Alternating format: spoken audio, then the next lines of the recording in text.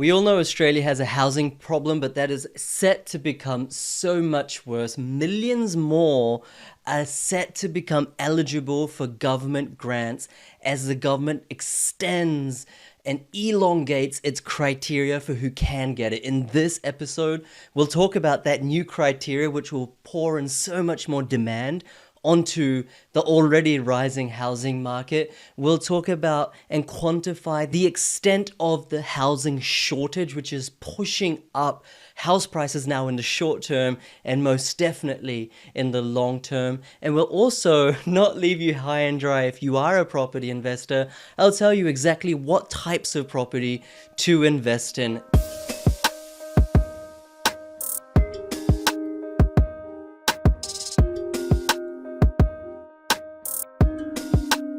My name's PK and I help people build passive income through property investing using the Property Investment Accelerator, using data without needing a $15,000 buyer's agent every single time. In this channel, we talk about property, the economy, and financial happiness. Hit the subscribe button. Let's go. This is from 9 News. Millions more to become eligible for housing grants as the government extends the criteria.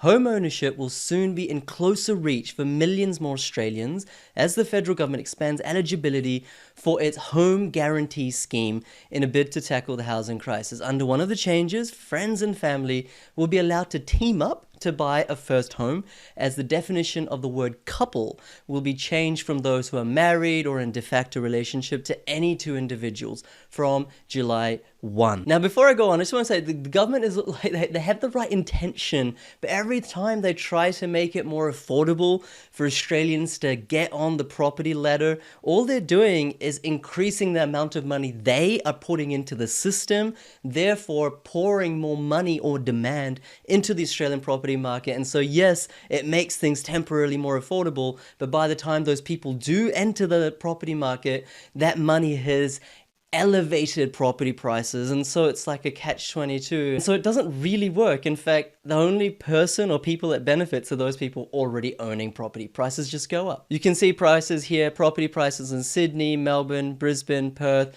They've all kind of slightly come down, you can see. Well, not really Perth, you can see it's going pretty gang-ho. And by and large, it's stabilized and started to increase now. What we are doing here, says the housing minister, is widening the eligibility criteria. It's particularly for those who have been long-term renting or have difficulty overcoming the 20% mortgage deposit threshold. So you normally need to put 20% deposit in, right, to get a property. And they're trying to change that. Okay, under the new regime, what they're saying is you can get a loan under 20% deposit, and you don't have to pay lender's mortgage insurance. So you don't have to pay all these fees and penalties. The government will back you. So what does it mean? The HGS, the new scheme, includes 3 different guarantees. First home guarantee, which supports eligible first home buyers with a deposit as little as 5%. Home guarantee, which supports eligible single parents with a deposit as low as 2%, and regional home buyer guarantee, which helps regional buyers crack in to the housing market. Okay, so the family home guarantee is currently only open to single parents with at least one dependent child. Under the changes, it will be extended to single legal guardians. Okay, it means guardians of children like grandparents, aunts, uncles, foster care, well, they'll all become eligible, and permanent residents will also be included, not just citizens. So what this is meaning is like millions of more people are now eligible. Look, they are only releasing 50,000 slots, but they'll just roll this over again and again every 6 months, every 12 months. And they're also widening it to not just first home buyers, but those who haven't bought a property for 10 years, okay? So they might have lost it in a financial crisis or a relationship breakdown. I just think it's well-meaning policy, but what it will do is increase demand. Although they do realize that supply is the problem. We need to increase supply,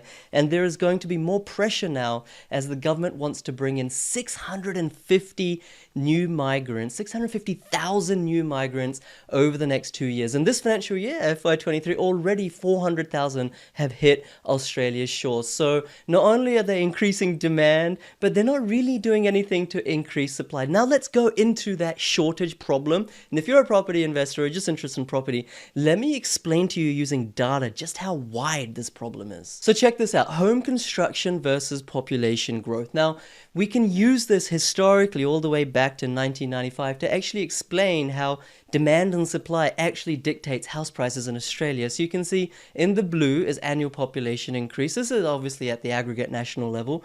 And in the red are dwelling completions. In other words, new homes. Okay, so the logic goes that there should be a place for every person to live. But here we go.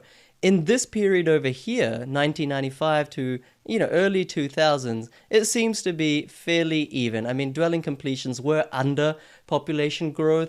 Properties did boom in places like Perth, Brisbane, and other places, but it wasn't that bad. And then here we had a huge population increase, and dwelling completions or house builds, they didn't really keep up at all. And therefore, as you guys can remember, we had the mother of all booms around this period, both in Sydney and actually nationally speaking. And then you had COVID, where population went down and there was actually an oversupply of houses for the tiniest time ever.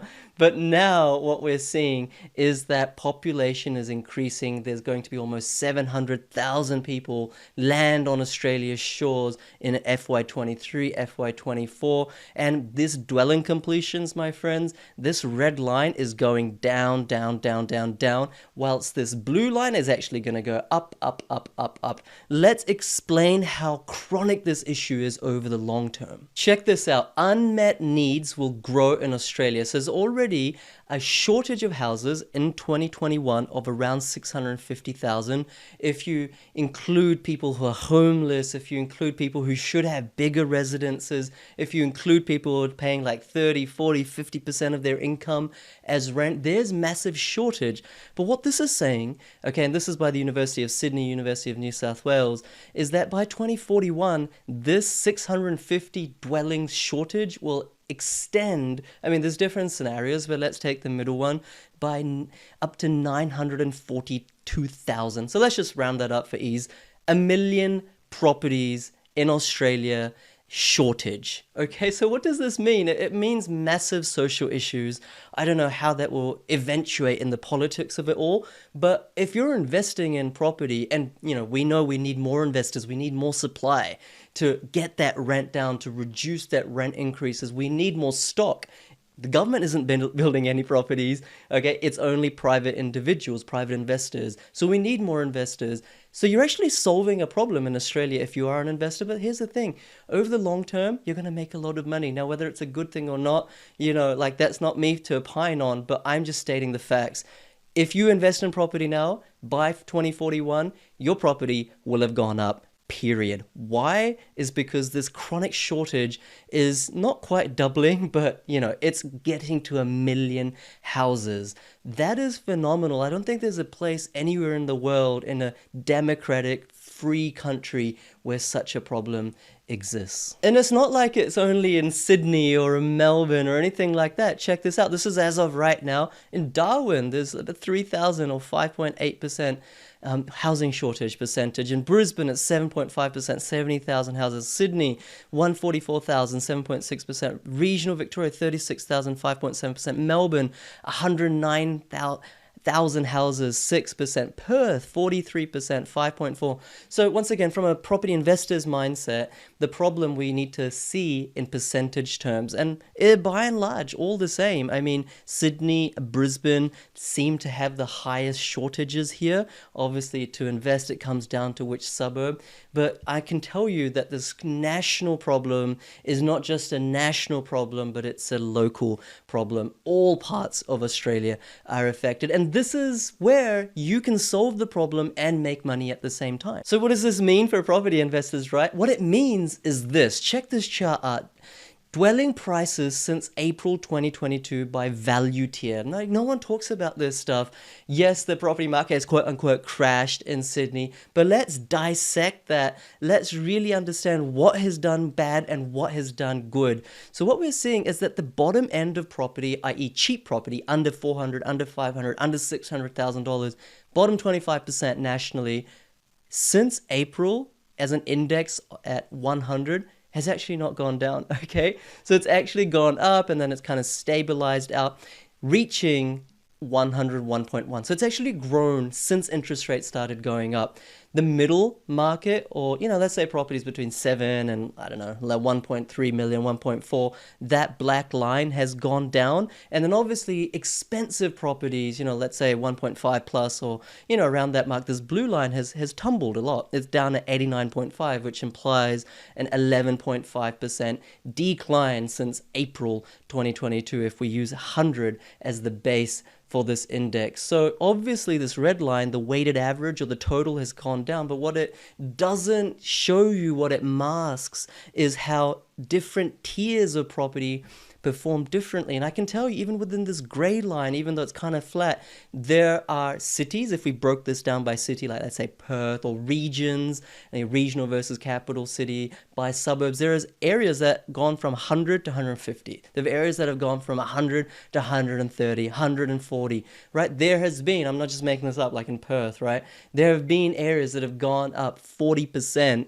in the last year. So, and that's during interest rate rises. So you can solve a problem, right? The government is not going to solve the problem. I don't see them coming out and saying, we will build, right, this many houses to solve the shortage. They're not doing it. Who's going to do it? It's going to be you and me. It's the private investor. The government doesn't really help us as much as they used to, but we can solve the problem, or at least be part of the solution, and make a hell of a lot of money along the way. So moral of the story, long term, you'll do absolutely well in property investing in Australia. Short term, if you buy the right type of property, you'll make a killing too.